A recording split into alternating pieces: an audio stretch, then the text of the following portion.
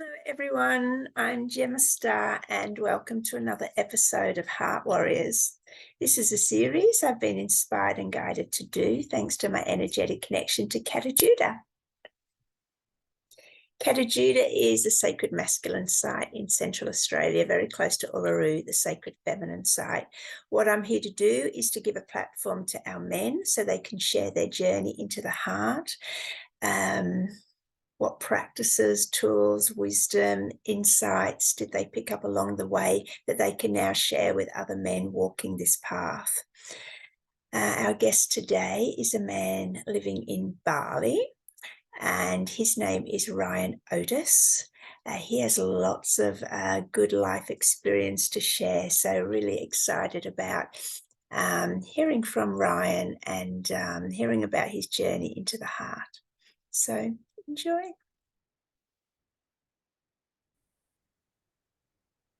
Hey, Ryan Otis, welcome to Heart Warriors. Hi, Gemma. Thank you. Good to be here. Whereabout are you at the moment exactly? I wish I was on my farm in Thailand doing this interview from the bamboo hut, but I'm actually in Bali. My little boy and my wife, they're back home on the farm in the bamboo huts. But I'm here for another 20 days and then I'll be joining them again. Wow. I know we've got so much to pack into 90 minutes, but let's start with the man you are today. How would you describe the man sitting in front of us? A somewhat neurotic, multi-personality person, all in one, like multiple people all in one. Still learning, still journeying, trying to speak from a place of authenticity, trying to keep my ego in check whenever possible, doing what I do, trying to keep it real, trying to be a good father, trying to be a devoted husband, but also being an adventurer, being a learner, and pushing boundaries of my life, pushing into new experience, remaining open-minded to as much as possible, trying to stay humble with that. So yeah, a lot of things, feeling quite free today. And why is that? Why does this freedom come from? Well, I think it's a combination of the mental and the physical. I've just resigned from my corporate job for a second time. We may go through this, but I work for a 5-star hotel, and I have done for many years. It's a corporate job. It's a lot of responsibility. I have a large team of people, and did that for many years. And when COVID came along, it was this beautiful opportunity to have some physical freedom from certain systems that we were all a part of. And it gave a glimpse for us to move to rural Thailand. And we have a little farm in Thailand where we built some bamboo huts and started to live a much simpler existence. And it was something that we recognized our soul was craving for, myself and my family. And so we had these beautiful 2 years of living on this farm and growing our own food. And we have water buffalo and pigs and ducks and chickens and quails and cats and dogs and animals, And it was just this beautiful glimpse of a way of being, which I think a lot of people have this dream to do that. And then obviously people went back to work. The collective started up again in its usual systems. And I wanted to dip my toe back into the corporate life just to kind of see what is the right path here as a father, as a provider that needs to financially support my family. Is this a good move to come back to Bali and to work again within the 5-star hotel industry? Anyway, I made it 3 months. And we decided, no, it's not the right move.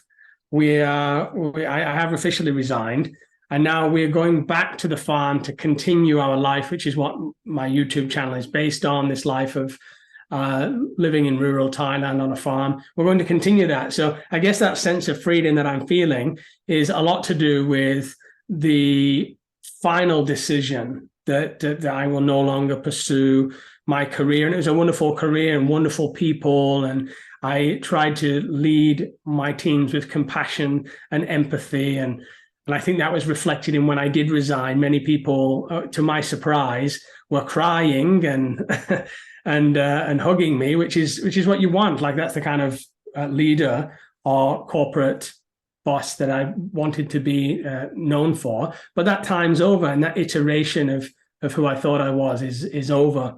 So that feeling of freedom is coming back from the sense in 20 days I'll be back on our farm, living very much what we consider to be our dharma. Oh, amazing. I can see this interview is going to take a life of its own. So we're just going to go with the flow. What would you say to people that like, oh, I would love to just take off and build a little bamboo hut in Thailand, but, I sort of got attachments here wherever they're living. What do you say to those people? Well, I think that, yeah, on the other side of the freedom point, that's physical freedom I just talked about, is mental freedom. So there's the physical freedom, which, I can't be complacent and say that just everybody can do this, because people have different life situations. People have different financial situations. People are sometimes faced with the most ridiculously difficult life situations that this is not even a possibility to them, So I always try and come from a place where I'm talking about this on my YouTube channel of I recognize that not everybody can do this, and I wish everybody could. But for those that do have the opportunity and the bravery, first they're going to need that mental freedom. So and that is what I know many of your guests have talked about a lot, so I won't go into it much, but the hero's journey is that ability to detach from the systems and the safety of what is known where you are, and voyage off into the unknown.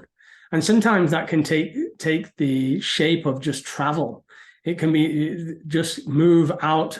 For instance, I left the UK around 13, 14 years ago, and I was working a job in Cambridge and for a nightclub business. And one day I just stood up and left. It was very strange, like no notice, no nothing. I just walked out, irresponsible, some might say. But I jumped on a flight and flew over to Thailand, and that was the beginning of something, So I think that those that would really want to do that, it begins with cutting those attachments to what is known. And I think that's not only a pursuit of freedom physically, but that's a pursuit of freedom mentally. Give up what you know and what you think is safe. And I say that with a full appreciation that some people can't, and that some people have children, those children are in school, and life circumstances are different. In those situations, it's about detaching where you are. Stay in the same physical location, but detach mentally from what you're doing, or come to perceive it in a different way. I love that. And how would someone do that? Can you articulate that mental shift from someone sitting in the city and they're feeling really, unhappy? What is that mental shift of freedom? Well, I used to work, and I will say in this talk that I'm not a men's coach. I'm not a life coach. I don't sell courses. I don't think it's never been a calling for me to help people with this kind of thing, even though I've been asked to on many occasions, and people often reach out to me. I'm not a coach. I only have a talk from personal experience, because that's the only thing that I can validate within myself. So, and my karma and my dharma is so complicated and weird and bizarre that I couldn't even fathom helping somebody else with their karma and their dharma. Although I had been told that sometimes when I speak about my thoughts and my experiences, it helps. And that's what my YouTube channel is. It's me demonstrating my life and its ups and its downs and its depression and its good points, as an example, as a father, as a husband, as whatever I am. I'm just showing myself as an example. And so in answer to your question, I used to work a job that I absolutely hated. It was in hospitality, and it involved, I just got sober, and I was running a pub. And so everybody else was drinking around me, and it was within a 5-star hotel complex. So the conversation was not so stimulating in the kind of topics and things that I was interested in. And I was working 6 days a week, sometimes 12 hours a day. And my job was actually just torture, but I needed to do it in order to provide for my wife and my coming baby. And so I started to treat it as a yoga. Instead of going there every day and thinking, I just hate this place and I don't want to be here, and it's tedious and it's boring, and I hate everybody here, I hate all the people here, and I hate all the conversation that's happening here. I decided to treat it as a learning experience, and as my yoga is like, how can I come into acceptance with this as it is, even though I don't like it? And how can I use it as my practice? And so I would often, from that point, I started to get into conversations with people on a deeper level, even though they were drinking and I weren't, which was annoying for me because I just got sober and there's a lot of temptation there. And I used to probe them to go deeper. Instead of waiting for them to go deeper with me, it would probe them. So what are your thoughts on this? What are your feelings on this? What's going on in life at the moment? And my degree is in psychology. You'll find that's quite a common thing that people talk on these topics, is a link with psychology. And so I love to talk about topics of the mind, topics of us, what's going on, the self. And so I would get into that with people, and it became so much more interesting. There were times where I even looked forward to going, because I never knew what conversations we would get into, and it was always interesting. And I was working obviously with the public. Not everybody's working in the public. They're working in an office somewhere that if you started to talk esoterically or existential with somebody, they're going to be like, Jesus, have you taken something? Or everybody's acting within the collective ego of that city, the collective ego of that company. And so in a way, you're kind of possessed or under hypnosis by it. But I think that your spiritual practice is taking what you've got where you are and transmuting that. That's the alchemical spiritual process. Going to retreats is fine. I've never been to one. I think I went to one in Ubud once. I think going away from where you are is helpful. Travel is helpful. It's mind expanding. It's psychedelic. But I think that ultimately the karmic practice is being where you are with what you've got and learning through that, and then eventually it can push you into an extreme of deep, deep suffering where you just cannot do it anymore. And boom, death, rebirth. Or you experience an egoic death, rebirth during that time. And from that point, you can look at it and say, this isn't for my growth anymore. And I need to take a risk here to move out of it into something new in order to transform, in order to move on to what is the next stage of my karma.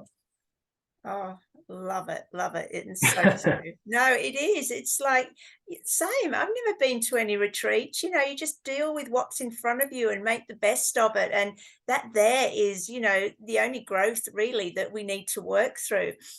Ryan, you mentioned getting sober. When did you have your first alcoholic drink from? Let's start at the beginning of that alcohol journey. It's quite late in comparison to a lot of other alcoholics that I know. I was maybe around 15, 16, which is quite late. A lot of people I talked to, they said I was 13 or 12. And yes, it was 16, and it was a slow creeper. I loved alcohol. Alcohol was fantastic for me. It was a confidence booster. I was the life and soul of the party. We would go out and party. I was then a nightclub manager for many years where, it was just complete rock and roll, wonderful experiences, running nightclubs in the UK. Long story short, I built a jazz lounge in Thailand. I'm a saxophone player. And so I was on my stage every night playing saxophone, singing B.B. King, singing Nina Simone, and practicing all day with my band, drinking, drugging, everything. It was a party lifestyle. It was only later in life where alcohol became, it turned on me. There was a switch where I became dependent on it. emotionally, physically, and that pushed me very close to death. I was an alcoholic for about 10 years, but I think I would, of those 10 years, it was the latter 5 years that were the true alcoholism. My plan was just to drink to death, and I would just burn out. And my family were very aware of this and accepting of this, that the plan was just play music, live fast, die young. And I was planning to be dead probably by 29 or 30. And would you have died fulfilled? I think I would have died fulfilled egoically, under my initial ego. I think that I was under the belief that I'd come to the pinnacle of my life. Like my dream was to always have a saxophone lounge, and play in front of audiences and party and do all of these things. And so it was kind of that life was fulfilled. I didn't realize until after that my initial life was not real. It was an iteration of self, the original ego death, which we know, which I believe is perpetuated. There are multiple ego deaths, multiple deaths and rebirths of the self in this form, which is why I called this talk "Death and Rebirth" as a path to freedom. I was never free in Ryan, because I was always dependent on the alcohol, the love of the people watching me on stage and playing my saxophone. I was finding my love through adoration of other people. Obviously there was a sexual element to that as well, meeting many lovers and having this kind of jumping from one lover to another, never having a stable relationship with drugs. All of this was just ways to find my fix of love, which after the initial death, and I think it probably took a few more, you realize, although it's a cliche, that the love is there already. What would you say was your deepest, darkest moment in that stage of your life? Because you've mentioned drugs, alcohol, just, a whole sort of party lifestyle. Can you remember that one moment, the deepest, darkest moment, when it became too much suffering?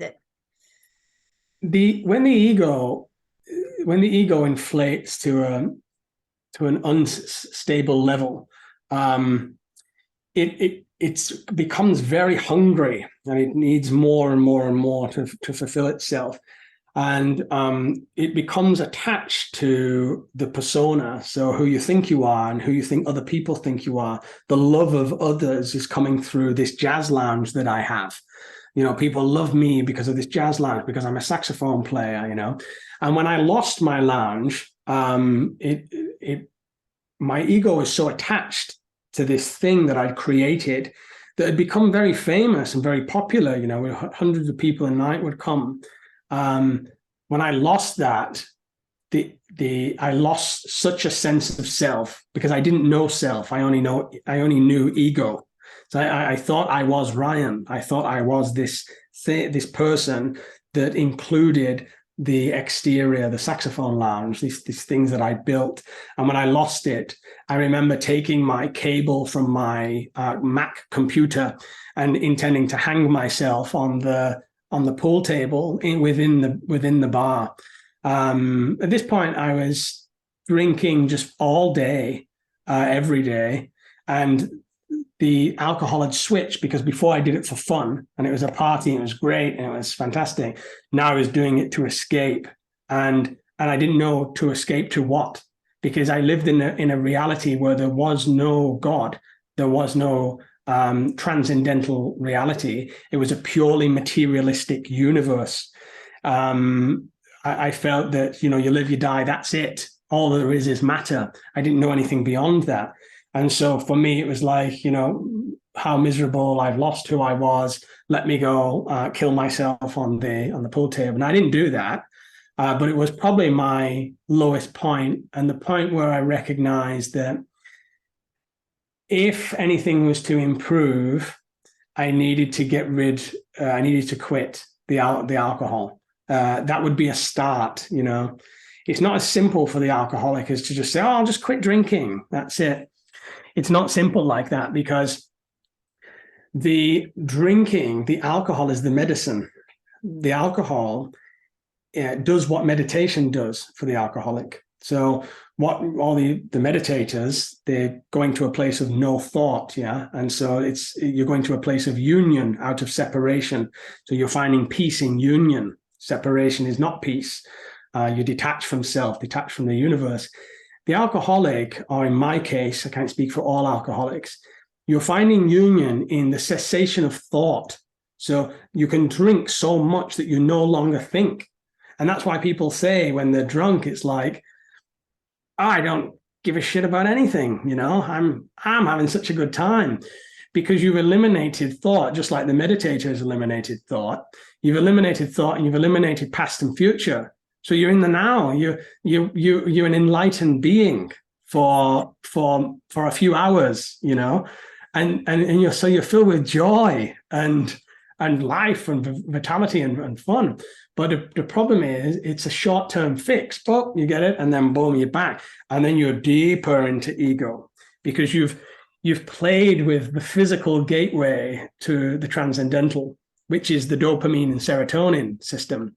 Of course, alcohol works on the dopamine system. The dopamine and serotonin system are physical gateways to metaphysical reality, and because you've tampered with them and you've hijacked them with alcohol, hence the depression, the suicidal thoughts, the anger, the uncontrollability, the making mistakes and doing things that you're ashamed of and then regretting them later. So the alcohol is a low-level spiritual search. I don't demonize alcohol. I don't think, oh, if you drink, there's something wrong with you, or it's a bad thing. I can respect it as what it is. In some form, it was my teacher in some way, you know. There was times after I got sober, I demonized it. Oh, it's terrible. I used to judge others that drank. But I've come far enough in my evolution now to know that not to judge others that drink to an excess, but to have a compassionate love for them. Oh, so fascinating. I love just that whole story. So let's hear first of all, how long since you thought about committing suicide and you making the decision that you were going to quit drinking? Was it a one-off decision? And then how did that journey go to your sobriety as you are today? So the decision was made, and I was making efforts, but I was constantly relapsing, because I was still within my system that I'd created, friends that drink, social engagements which revolve around alcohol, which is very difficult for the alcoholic to escape, because our society is very predicated on the fact that we get together and we do some form of substance. You know, we drink coffee, we have alcohol together. It's like we can't just get together and talk and look at each other and love each other. We got to get something there in the mix, you know, whatever it is. And so it's very hard to escape the gravity of that. And I relapsed a number of times until I came into contact with plant medicines, and it was the plant medicines, the various different types of plant medicines that allowed me to see the other side of the coin. I was still rooted in my materialism, but there are certain plant medicines, for example, psilocybin, ayahuasca, LSD, which I do include as a plant medicine. Some people will say it's a synthetic, but it is actually derived from ergot. And so I think there is a natural relationship there. These tools can be used to trigger the death rebirth experience. And I was so close to death because I drank so much over the years. I was twice this weight. My liver was swollen. I wasn't eating anything. I accidentally came across some plant medicines, and I underwent the initial death rebirth experience. And to explain that to somebody, because some people might think that death is a physical thing, and maybe it is. Like, I don't speak with any certainty on any of this, right? But death for me is not a physical thing. It is a mental, psychological experience. There is no real fundamental physical death. And I think that's exemplified when you look out into the universe. Like, when does the universe die? It doesn't. There is no iteration, death and birth, and it just is. And if this body came from the universe, it is a product of the universe, then this body is only transforming in energy from one thing to another. Its fundamental component is nothing's lost. It's the law of thermodynamics. It is the universe, and so it doesn't die. It transforms. And so what dies is the mental concept of who you think you are. That is what death is. The ego dies, the construct of your persona, of who you think you are, that dies. And now, in the usual state of affairs, it dies and it takes on another body, and it takes on another form. That's what the universe does. It's multiple forms proliferating. But it can be triggered, the death rebirth experience can be triggered within this body.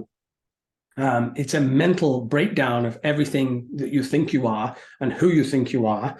And then it's a reformation, a coming back into this body with a revelation that you are not what you thought you were. And that doesn't, it happens once in the initial ego. And then in my understanding, it then happens again, because the ego will try to, after the initial rebirth, the ego tries to maintain its sense of separation by creating another ego, which I call the spiritual ego, which is the ego that says, I'm enlightened or I'm awake. The initial ego divided everything up to, I'm rich, you're poor, I'm better, you're worse. The spiritual ego divides things into, I'm awake and you're asleep, I'm enlightened and you're not enlightened. But it's the same game on a different level. When one dies again to the spiritual ego in iterations, you come deeper into self until the ego cannot play, or it gets harder for the ego to play its game. The ego is not a negative thing. It's not a bad thing. It's not an evil thing to be destroyed. It's almost like a prism that focuses the light of the universe, the one self. It focuses it so you can have a unique, independent experience. Without the ego, there's nothing happening. It's completely non-dual. There's no time, there's no past and future, there's no me and you, there's no conversation here. So we should thank the ego. We should love the ego. The ego is the blessing that gives the universe the opportunity to die and be reborn. The universe doesn't have that opportunity. It is forever. So the ego is the tool that the universe uses to experience and to be born and to die. So that has been my understanding of my process. I'm not saying that's everybody's process, but that's been my understanding of my process. Fascinating. I love how you had this sort of spiritual awakening as you went, and I'd love to, if we've got time, explore how that all came about. All these concepts that you've got, but I want to wrap up the how you got from over drinking, let's say, to sobriety. How long did that take you? How did you do it? What practical steps did you take to give up alcohol? Yeah, I should have been more clear there. It was the process of using the plant medicines over an iterated process. Okay. So there was the initial, and then there was the after a 3 month to 6 month period, again and again and again. And I've only ever worked with plants. So I've never done any yogic practice.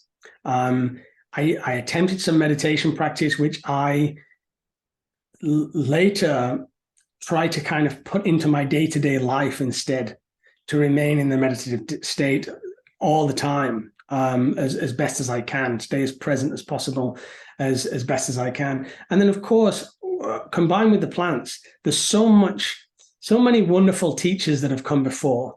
So Ram Dass, Alan Watts, even people like Terence McKenna, these people, which are iterations of ourselves, telling ourselves the message from a previous time, listening to this kind of enlightened talk, is really helpful because it kind of passes the light into you. It reminds you of who you really are.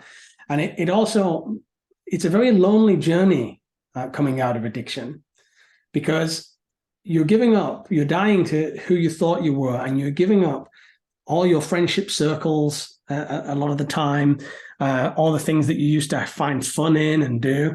It can be quite miserable. So when you come across other teachers that have talked about this and have been through this, and you meet communities of other people that are going through it, that is very supportive. It's going to help facilitate with it, because you don't feel alone then in the journey.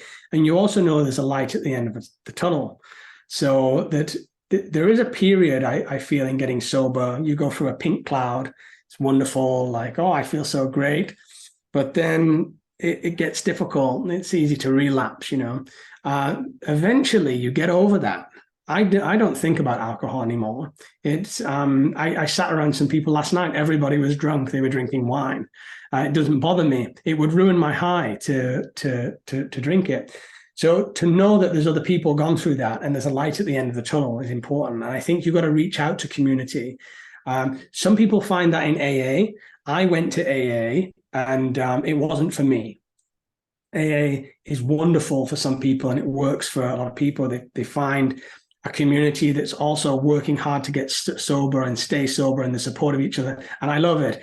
Unfortunately, it's not conventional to talk about plant medicines in AA. And so when I brought it up, it was dismissed as something we don't talk about. And that to me was not acceptable for my journey, because for my journey, I never trusted gurus or people. It was the plants for me.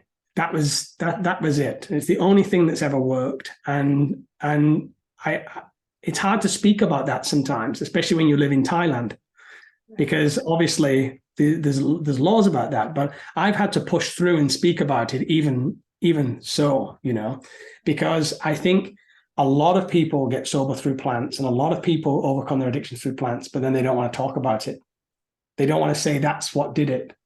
They do the yoga and they do the meditation. They say, well, you can do it this way, but I've never had any direct experience of that, of doing it through yoga and meditation. I think they are useful tools that help when you work with plants, but for me, it was the plants, and I feel that they are some of the most powerful tools for overcoming addiction. Just one more thing, sorry, on AA. My other contention with AA is that when you start a conversation in AA, you must say, I'm Ryan and I'm an alcoholic. And I personally had an issue with that definition and maintaining the definition, because I felt it, because I'm not an alcoholic now.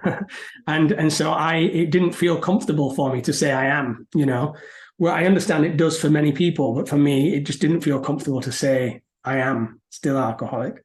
I totally resonate with that, because I am is so powerful, and you're labeling yourself. And if that, I've seen it in movies and things, and I thought that was just sort of, the first welcome meeting, I am, whatever. But if it continues on, I can definitely see how there could be some fine tuning there. And I wonder if, anyway, we won't get into all that.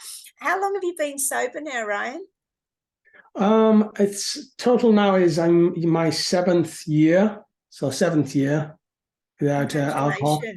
And on the same day, I quit smoking too. I used to be a heavy smoker. It was it happened in that first ceremony alone was when I quit smoking and drinking. Those things fall away. Congratulations. Amazing. What can you say to any men that are sitting here watching and heavy drinkers? What are you going to say to them?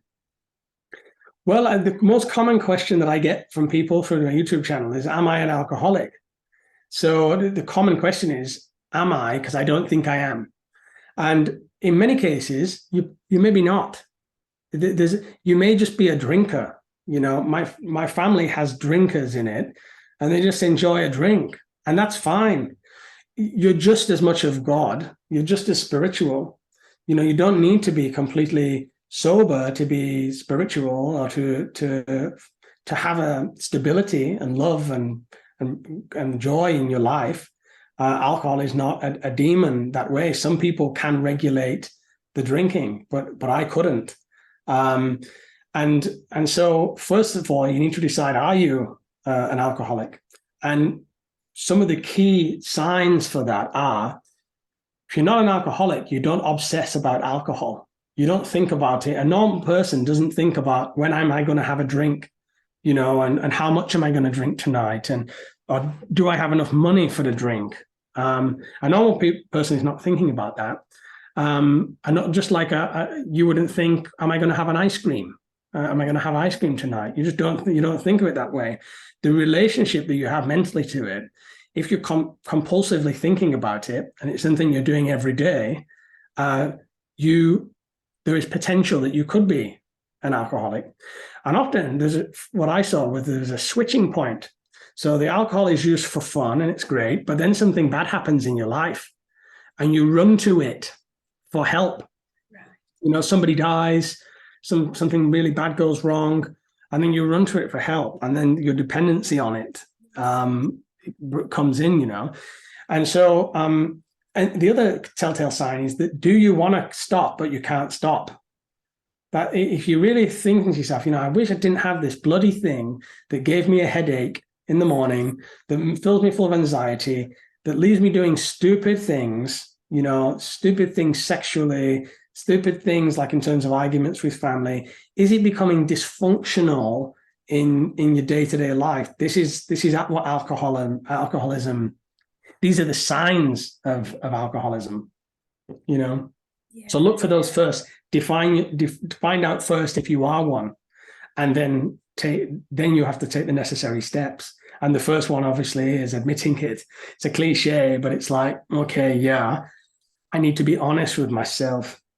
I need to do an inventory of myself. I need to want to be better here than what's going on. How can I be better? That's the question you ask the universe. How can I be better? And the universe is a compassionate, loving being. And so it will help, and it will conspire in your favor to help you. Amazing. Love it. Now, Ryan, you've already spoken publicly that you also had an addiction to pornography. When did that start? When did you first start with porn? Porn is such an interesting topic at the moment. And it's something that I was telling my wife about this the other day. I was like, I think I'm ready to speak on it now. It's been a long time, maybe a couple of years in the process of, should I talk on this topic or should I not? Because, when you get sober from alcohol and cigarettes or other things, you think, oh, I've cracked it. I've worked life out. I've done it. I'm free. But then there's addiction in all forms, whether it's to sugar, whether it's to your own image, whether it's to money, whether it's to pornography. And they creep in. And just like the other addiction, you think, oh, it's probably not a problem, until you start to wake up and realize that maybe it is a problem. And again, it was through plants that I was shown some of this. But I was looking at the statistics last night, and one study done showed that 98% of men watched pornography within the past 6 months. And then there was 43% of women. So this seems to be somewhat of a male thing. And I also want to say, I don't demonize pornography. I think that the universe is a sexual being. It's evident, like you just look around at nature. It's a sexual being. And there are levels of consciousness that you go to that have shown me that it's a very sexual being. The issue is not the pornography. The issue is the compulsivity towards pornography. Just like the issue with the alcohol is not the alcohol, it's the compulsivity towards it. It's Buddha's attachment to it. So pornography is useful for men that I think if you're not in a relationship, but you've got a lot of hormones, you're not working on a relationship, you're single, maybe you don't want to be on the market, but you kind of have to deal with this tension that's building up in the body, this tension that comes from societal pressure, tension of money worries, tension of, not being able to stabilize your life, that's an energy that's building up, and men often find a way, and this is looking at myself. I don't speak in all men, but into myself, you find a way to release that tension, and masturbation is a way to release tension. All right.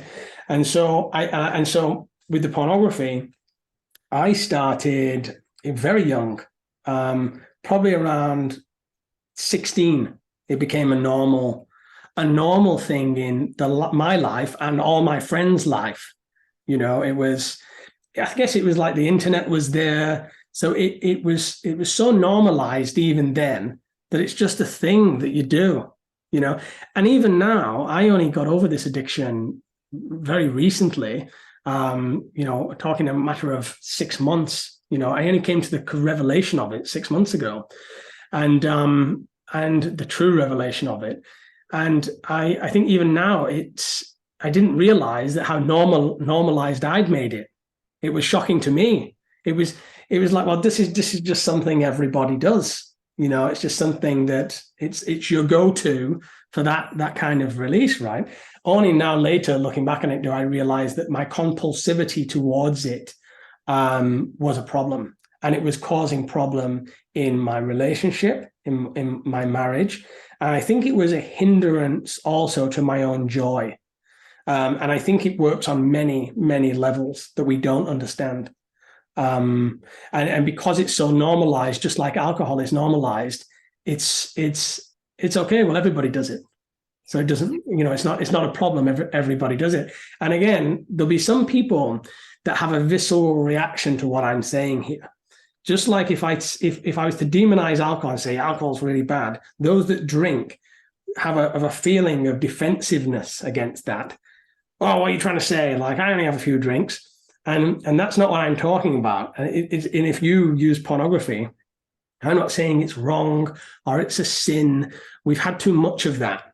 We've had too much religion and shame, and you can't do this, and your sex life should be this, and people interfering with people's intimate sexual life. I'm not coming from that angle. What I'm talking about is something very specific. It's the compulsivity to watch pornography until the point of your own possession of it.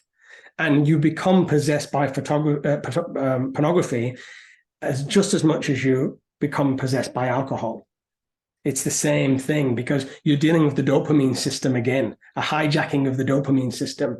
The alcohol is flooding your brain with the dopamine. The pornography, the compulsive masturbation is flooding your brain with dopamine. So you're becoming dependent on it in some way, and it's an addiction just the same, and it's hard to break.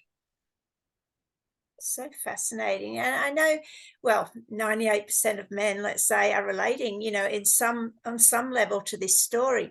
So you spoke about single men using pornography, which, most women would probably be able to understand.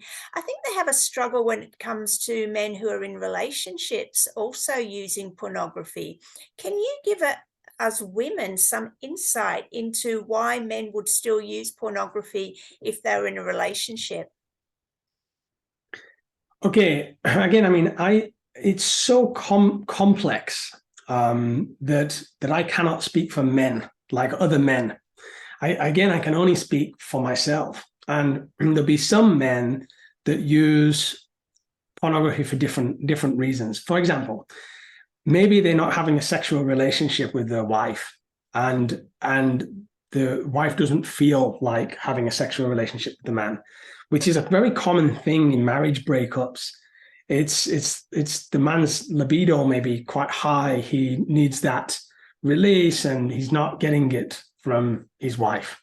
That is one scenario that instead of cheating, instead of going to another woman, then the pornography meets it's a means to an end. All right. So, and that wasn't my particular karma. The other one is that the woman condones the pornography. So it's something that they watch together. This is quite common too. And she's fine with it, And so because she's fine with it, it's a little bit like it's enabling. Well, she's fine with it, so I'll just do it here on the side. And that is also fine until it becomes the compulsion and the addiction, well, you can't stop watching pornography and you can't stop fantasizing about it when you're at work, and you can't stop. You talk to a female colleague at work and all you're doing is projecting on how you want to have sex with her. Sex becomes the possession of the being, and you're never fulfilled. Just like alcohol, you'll drink and drink and drink until you're never fulfilled. Pornography, you'll watch it and watch it and watch it, and you'll ejaculate, and you never get to the end of it. It's an ongoing, never-ending thing. And so that's another scenario. Right. Sorry, can I just ask a question around that? Yeah. So you say, obviously, your mind is filled with all these scenarios. Does that ever get projected? Like, are you fantasizing about the women in the pornography, or are you fantasizing about your partner? From what I understand with it, the hijacking of the dopamine system, where the dopamine system is a divine system, is what the plant medicines work on in order to connect you to the transcendental. When you're hijacking that with a stimulus, so you're connecting the orgasm, the ejaculation, with the pornographic stimulus, you're connecting those things together, and the body is getting pleasure out of that, and then it develops a fixation of lust. So the lust becomes more and more and more because you want to repeat the pleasure that you already had. Same with alcohol. So the desire for more and more alcohol comes in. The desire that more and more sexual lust comes in. Now, I think it works in a multitude of ways. Many serial killers like Ted Bundy said that he started to rape women because he wanted to act out his sexual fantasies, which came from pornography. Those days it was magazines and snuff videos and things like that. But he said that the intent to act out what he'd seen became so out there that he had to go and do it. Okay. So that's obviously an extreme level, but there are levels to everything. You're watching that, you're coupling the orgasm with the stimulus. Eventually you're going to want to act that out in some way. And if you're not going to act it out, you're going to mentally project it out. And the possession of lust intensifies. A little bit like the alcohol is a possession of greed and gluttony. You want more. The possession of lust, you almost become possessed by a demon of lust, is how I had to undergo an exorcism from this, as strange as it sounds, but almost possessed by a one-track mind where you cannot engage with another woman without thinking about this. There's always the adage that men think about sex every 5 seconds or something. Well, pornography will intensify that.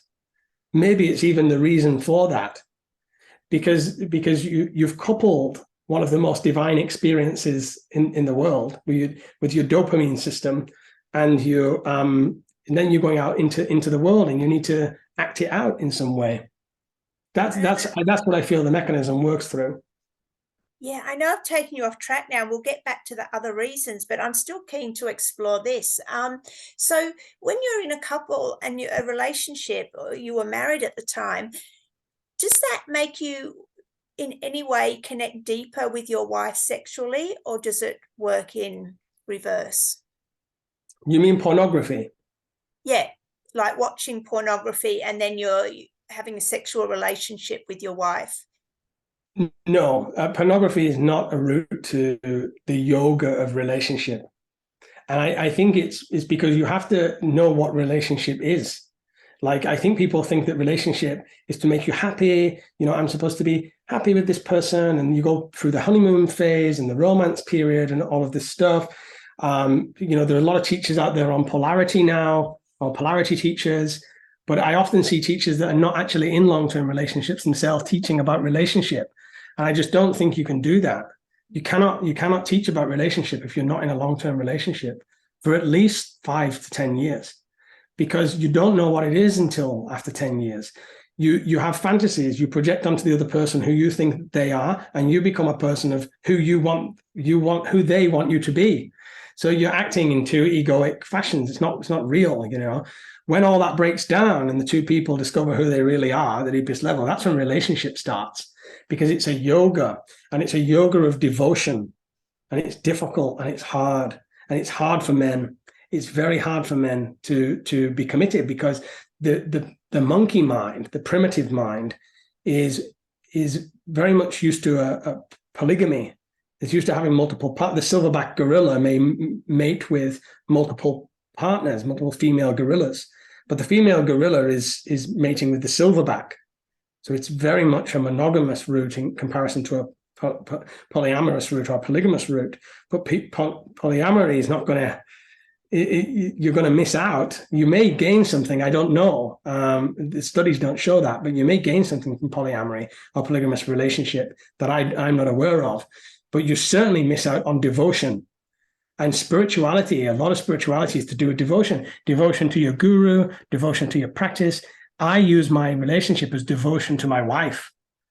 That's hard for me. I don't know about a lot of men, but it's hard for me to do that, because I have to overcome I have a lot of sexual energy. I have a lot of, I guess if you to put me as an archetype, especially in the early days, it would be the archetype of the lover. I'm a musician. And so it's very much against my natural instinct to be monogamous. But through my monogamy, I learned so much about integrity and commitment and sacrifice, stuff that I don't want to learn, but that is good for me. Sometimes I think the universe throws at me lessons that I'm just like, can I have something else? Can I have the easy lesson where I can just go and do the polygamy? No, because that isn't going to work. I mean, everybody has choice and everybody has option, but you cannot have it both ways.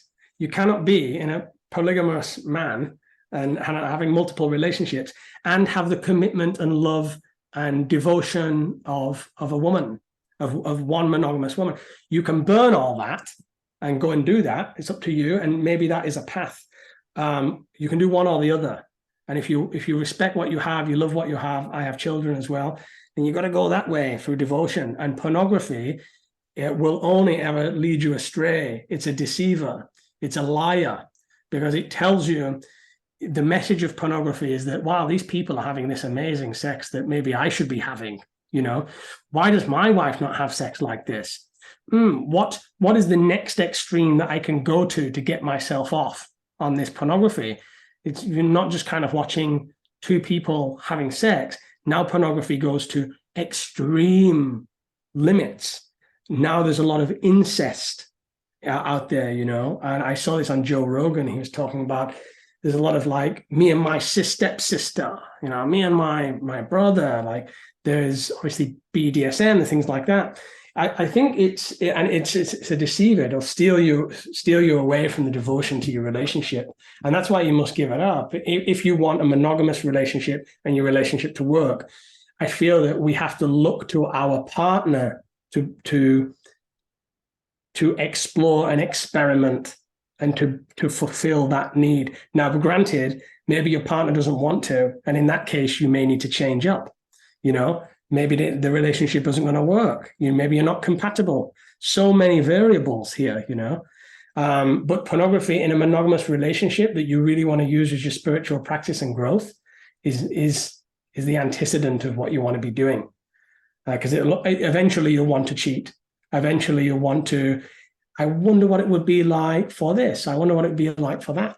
It's the same like if you're looking at a candy shop and you can't have any, you have to just kind of set it aside, and you can only have chocolate bars, but there's all these other things, it convinces you that there's all these other things, but it's an illusion.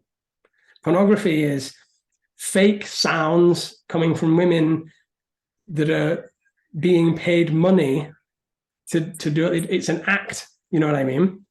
It's like it's a facet of Maya. And a very kind of normalized one. Right, thank you for that. And I know I interrupted your stream when I of reasons why men might do that while they're in relationship. Was there anything else you wanted to touch on there? Well, I think for me, it's about ignorance as well. Like, what is the cause of so much of our problems is ignorance. And what are the spiritual practices all pointing to? Like, certainly in the Hindu tradition, it's the overcoming of klesha, the overcoming of ignorance. And so we don't know what we don't know when we're operating from a certain level of consciousness. I didn't know when I was an alcoholic, I was an alcoholic. I didn't know that when I was using pornography, it was having all these effects. It's only upon going through the journey, the iteration of death and rebirth, that you can look back at the previous iteration and say, oh, actually, that was quite damaging. And I see how it damaged my connection with my wife, that it damaged my connection with other people. It made me objectify humans. What is the saying that, I think it was C.S. Lewis that says the beginning of evil is when you objectify humans. When you objectify the person is the beginning of evil. And porn is the objectification of the person. It's a means to an end. The person as something that is not divine. Now, the other problem with it is the people that are taking part are divine beings that are also, like a prostitute or somebody that's doing something for money. It's they are divine beings, and they're unable to see their own divinity because they've been objectified by the viewer, and ergo they objectify themselves. So the person doing it for money, they feel that's maybe all they're good for, So there's suffering involved on all levels. And I'm not saying that it's bad. I'm not saying it's bad. I'm just saying that one way to look at it from one side is that there's suffering involved there. And do you want to add to the sum total of suffering, or do you want to live a life that does not add to the sum total of suffering on the planet? A bit like eating meat. There's That's suffering. what came to mind, But anyway, so what was your journey? When did you decide enough was enough, and how did you break the addiction? I was in ceremony, and I do my ceremonies quite differently to a lot of people. Like, there's a community aspect to a lot of ceremony. My path has never been with community, and I'm not saying again that's a bad thing. Like, it's always been a very solo, alone path. I have worked in communities before. It just wasn't for me. I was in solo ceremony, and within that ceremony, within that deep meditation, I was shown the implications of this activity, how it affected me, how it affected my wife, how it affected my future relationships. And from that point, I just dropped it and didn't need it anymore. You just drop it and you didn't need it anymore. Same with the alcohol. You drop it, you don't need it anymore. Some people think that, oh, it must be so hard to be an alcoholic to not drink alcohol. It must be so difficult to not drink alcohol because you always want it and you can't have it. That's a dry drunk. If you always want it, you can't have it. Same with porn. You don't drop it and then think, oh, I always want it and I can't have it. You drop it. You don't need it anymore. Overcoming addiction is just coming to a point where you just don't need it. It's like, oh, I don't need that anymore. I realize maybe it would be fun. Maybe you relapse a couple of times. It's normal with the alcohol, with any addiction. But eventually you just come to a point where it's like, no, I'm high. I'm high on what I'm doing. I'm high in my relationship. My relationship is my yoga. The other thing is transparency. It's not easy to talk about these topics. I have hundreds of thousands of people that watch my videos on YouTube. They don't know about these struggles because the content that I create is not so heavy in the intellect. I'm only demonstrating what it is to be a father and what it is to live my life. I'm not talking about these things. But transparency, honesty, authenticity, it's not comfortable to talk about this, but talk about it. Talk about it to your wife. Is the number one person that you should be talking about this to. Hey, by the way, I think this porn has become a thing. It's a problem. My wife is so wonderful and understanding and grounded, and she's way more enlightened than me. And she's never done a plant ceremony. She's never done anything. She's very in tune with nature. you'll be surprised what your partner can understand and can work with you on. And it's not to be an enabler, but it is to say, like my wife said to me, it's okay. You're not perfect. Nobody's perfect. Nobody's perfect. I don't care how enlightened you pretend to be, or how many people you coach, or how many retreats you run. Everybody's dealing with their karma and dharma and their stuff and their darkness and their shit. And it's hard. And so you do it together as with your partner. Don't do it alone. But that's great if it works that way. But I can also see the other side where, a man might share that with his partner and his partner will totally guilt and shame him. And what does he do then? Well, I would say he's probably not in the right relationship. Oh, yeah. Because, and that's fine too. Not all relationships are supposed to work out. Majority of them don't. And you have multiple relationships over your lifetime, right? They always say you've got three loves. The one in your like teenage love, then the one that you go mad about and you nearly die over, and then you find the one that was the completely unexpected one that you. And I don't believe in soulmates. I'm not that way inclined. I don't believe there is somebody out there for everybody that you match. I think that you find somebody with certain qualities and you have certain qualities and you work together as a team to make it work. Sometimes you have qualities they don't have, they have qualities you don't have, and you have to compromise and sacrifice. For me, my relationship is not a fairy tale. It's not something where we're like, oh, we're just so madly in love and it's all just so perfect. It's been going into the fires of hell together and coming out and then doing it again and going deep, deep into our own darkness and pain and suffering and deciding that it's still worth it to keep going, and it's hard. It's hard, and it is getting easier. It has got easier as we're 10 years into our marriage. And but you've got to go through the fires together, each other's fires, each other's darkness. And sometimes the fires are too hot for you, and you're within your right to say no, especially with broken men, with men that had a lot of violence in the childhood, and men that have really never gone through the initial initiation, the initial movement to maturity and manhood. The man can become such a burden on the woman. And I know this because I was one. They treat the woman as a mother, somebody to mother them, look after me. It's a selfish relationship. The woman have every right there to say, no, sorry, I can't go. I can't transform you here. It's Beauty and the Beast. Belle transforms the beast into a prince. That is the transformation process of relationship. It's not, oh, we were so happy together, it was great. It's a transformation process, and that transformation is harder for some men and women than others. I was a beast when my wife met me. I wasn't a particularly nice person. If you looked at me from the outside, I wasn't a very committed person. It took time and her beautiful resilience to kind of stick with me. I love what you brought up before about a devotional path now to your wife. Can you explain what that is to men who might be thinking, well, what is a devotional path to a woman?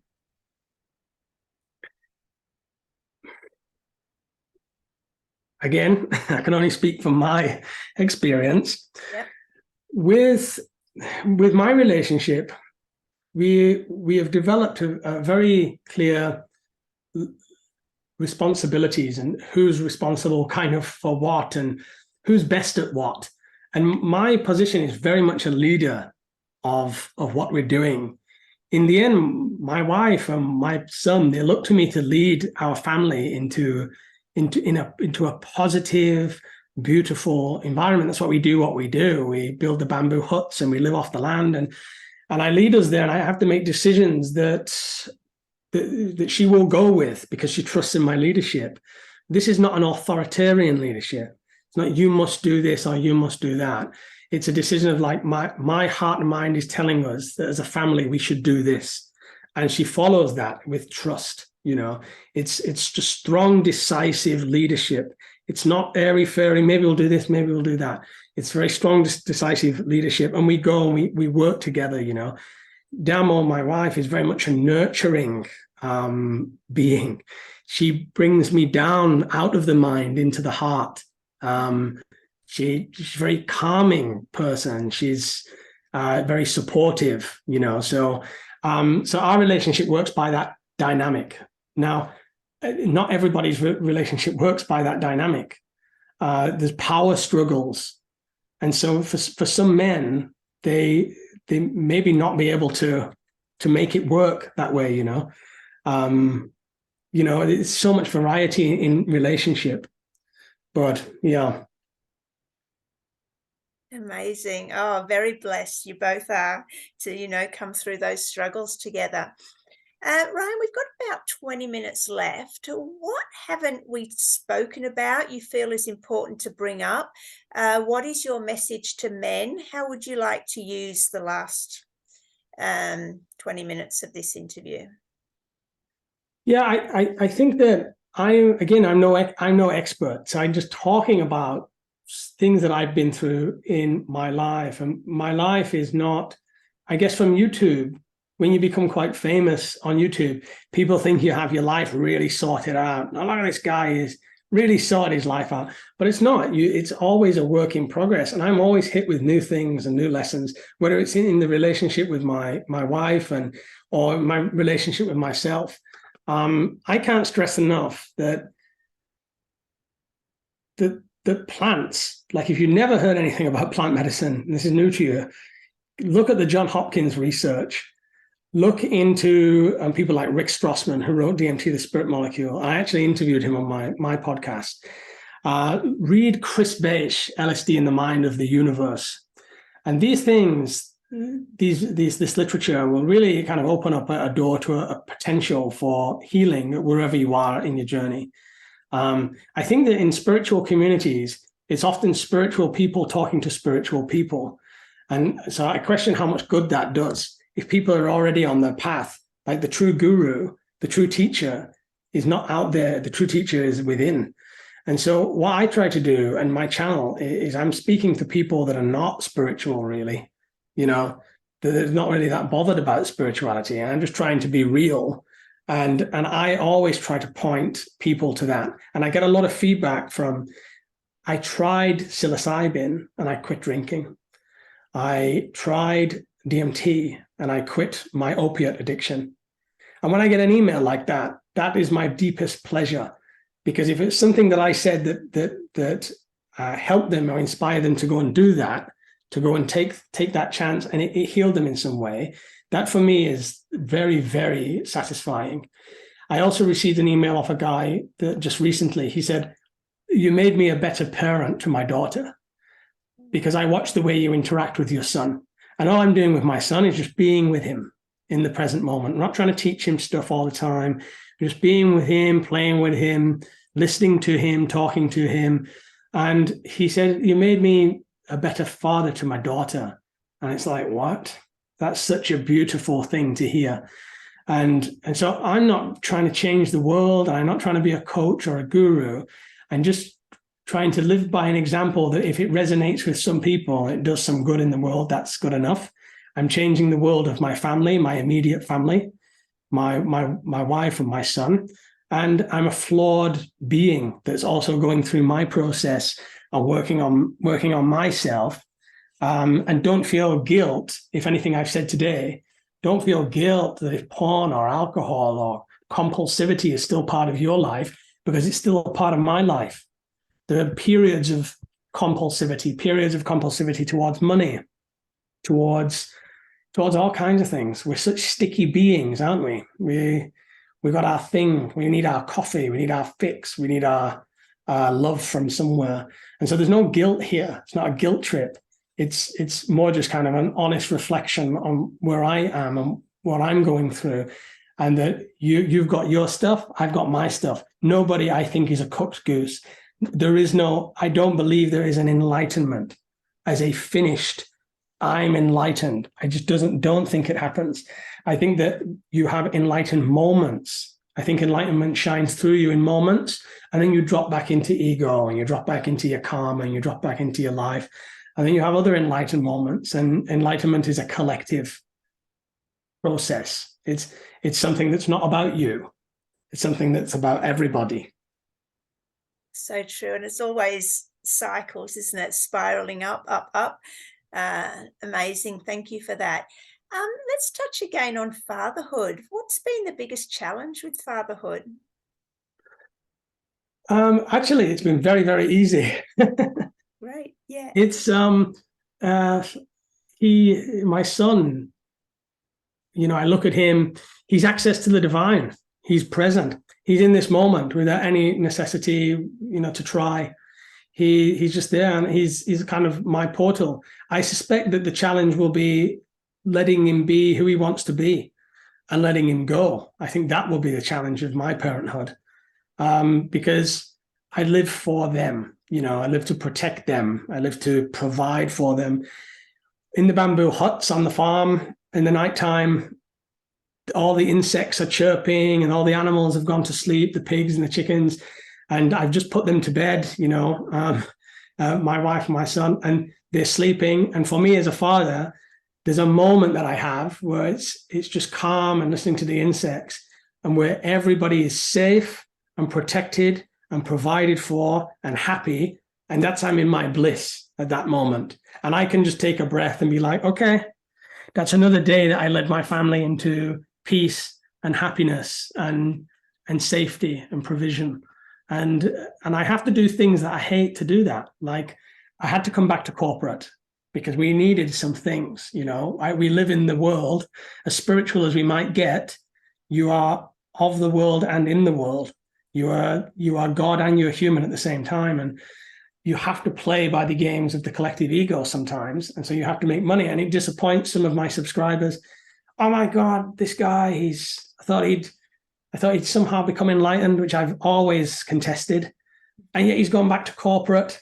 And I thought, you still have to provide. You have to play by the games of the system and provide. And that is my focus over anything, over any image that I'd like to project online, any image I'd like to project from my YouTube. The focus is, what action do I take, even things that I don't want to do, to lead my family to peace, happiness, and love. Amazing. When did you come into awareness of the heart being something other than a physical pump? Again, it was through plants. Love it. I'm very in my head as a person, and I've been told by a number of shamans and people that I meet, very, very in the head. And the plants teach me not only into the heart as a physical location within the body, but in the heart as the metaphysical center of everything, the universal heart. And you voyage there, that union with it. And from that space is where I go with the plants. When I go to plants, I'm alone, I'm in meditation, I go inward. Sometimes my wife sits with me, and you undergo the death rebirth experience, and I talk back to her from that place of pure bliss and love. And that is, for me, is the heart. It comes to me as a white light that I merge with. And then you come back into the body and you try and translate some of that into what you're doing. And nobody, like I said, nobody's perfect. You just do what you can, and you're not perfect, and you make mistakes, and you fall back into ego, and then you come back into the heart, and you go back into the mind, and you go round and round. And it's annoying because you think you hit a pinnacle of your conscious evolution, only to discover that it was just the ego dressed up again. It's the ego saying, "Oh, I made it in some way," because that's the ego's job. It's just doing what God wants it to. And when I say God, I want to be clear. I don't mean a man in the sky. When I say God, I refer to the universe. It is the divinity, the self, that the Hindus call the self. And I think that, it's hard because you drop in and out, and we're all working on our stuff. Yeah, such beautiful awareness there. Are you able to access the heart now without the plant medicine? Like, do you feel more. you're walking in it? Can you tell the difference between when you're in the head, when you're in the heart, and when you're incorporating both? Yeah. It's difficult, and it's something that's happening over time, and it's an ultimate. It's where I see the ultimate goal to be, which is an ultimate surrender, ultimate release of all attachment, and to be in complete compassion and empathy with everything that is and all beings. And I think that some of the blocks I met along the way to that were sometimes when you work with plants, the potential for ego inflation is very high, because the discovery when you work with the plants and you merge, the discovery is that you are God. And so you'll see this as popular rhetoric within the spiritual community is I am God. But the often underappreciated aspect of I am God is it's not just you, it's not the pronoun I, and God is not as a powerful being. So the ego co-opts that. It says, oh, it's me, I am God, I'm a powerful being. No, we are God, or better not, this is God. And I think the more I try to look at people as if they are God, as if I'm talking to the self, to the one, to the universe. And the more I do that, then I'm in the heart, because I'm listening to the words, but I'm looking at the person as a divine being, and I'm loving them, in that moment. And that is a beyond word experience. And I often only know about it afterwards, because somebody will contact me and they'll say, when we talked the other day, I felt really full of light with you. I felt really loved by you, because there's no other motive there. We're sitting and loving each other in the moment, just two beings, And then I know, okay, I must have been in the heart. I'm not now, but I must have been. Yeah. Oh, just amazing. Ryan, any final words for men that we can wrap up with? It's What's tough. your It's message? tough. Yeah, it's tough. Yeah. It's tough. And I did want to ask you about why you do this. I think it's kind of within the question. So why is it that you spend all of this time? And I've done what you're doing with podcasts. It's a lot of work. You're scheduling, your timing, it's a lot of work to upload it, and it's a lot of, I know the work you're going into with it. Why do you do it, and what do you get from it? If you don't mind me asking that. No, that's great. Well, no one's more mind blown really than me about this whole process, because, for the last 6 years, I've been a writer. So always expressed myself, just my story, exactly as you say, this is what worked for me. This is my story, but I did it through writing. The last few years, I've been energetically connected to Kata Judah, which is the sacred masculine side, and Uluru, the sacred feminine side. And so, always had some energetic work going on with them. To cut a long story short, I met up with a couple of soul brothers online that we'd met there, and one of them just asked me to read a piece that I'd written at Kata Judah a couple of years ago. So I read it for him, and the other one said, oh, you should record that, make it public. And I'm like, no, I'll just do it for you two in Messenger, but I don't go on camera. I don't, I put myself out just enough for people to know I'm real, but, I'm not a selfie junkie or anything, And the next thing you know, I've started a YouTube channel. I've got this 6-minute clip on message to the masculine from Kata Judah. I made it public. The next morning I woke up and I'm like, oh my God, I'm going to interview men. I'm going to interview men so they can speak to other men. This is literally before I even got out of bed. I mean, I hadn't, last thing on my mind that I'd be doing this. Because you know why, Ryan? A lot of these things maybe I could have said, or another woman could have said, but men need to hear it from other men who have walked the path before them. And I think that's where the power is, that other men that can take a piece of your story and a piece of another story. And I'm going to interview at least 100 men. You are number 21. So you'll always be Heart Warrior number 21. And just put together this whole series. There's going to be young men. I think the man I'm interviewing tomorrow is 22, but I want to get the young man's perspective. There's going to be old men. There's people who are coaches and mentors. There's people who are parents that are farmers, whatever, I just want to get the whole range, the whole perspective. And what we're finding is that there's no one cookie cutter of masculinity, and it's really good for women to see as well, because we've been bombarded a lot with this polarity stuff too, about, how men should be and da-da-da. So, to get this whole range of 100 different men and find out that each one is so unique, but still standing in their masculine energy is really a revelation. So basically that's how it started, through connection to Kata Judah. Thank you. Could I ask one more little question, not to interview you, but what was the most shocking thing that you've heard so far? Nothing. I haven't. Oh, there was only one time and that was a gentleman who said he first got introduced to porn at 10. I think it was 10 years old, because I've got two sons. One's 20 and 23. So, of course, I'm relating a lot, and I'm thinking, oh, that was the only time. But other than that, I would say I'm really open-minded. I think I'm, with being humble, I didn't plan this space for me to hold this platform. I think it was planned for me. Yeah. Oh, yeah. Yeah. Because it's maybe not something I could have done a couple of years ago when I was more judgmental. I've been on my healing journey too, healing my feminine, healing my masculine, to be able to hold this space of